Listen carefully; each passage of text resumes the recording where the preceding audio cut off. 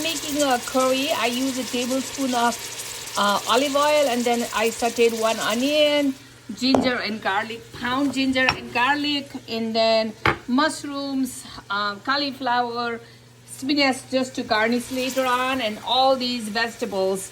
Just use whatever you have at home, all these vegetables, and salt and pepper.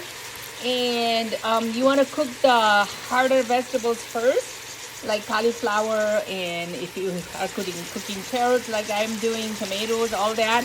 And halfway you put your all these ginger and garlic, shredded ginger and garlic, or chopped ginger or garlic, and then you put your mushroom.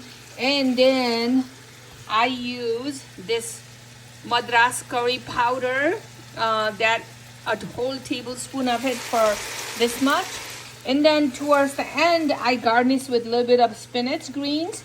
I use salt and black pepper also, and also 1 whole tablespoon of oyster flavor sauce. Yummy curry goes with everything.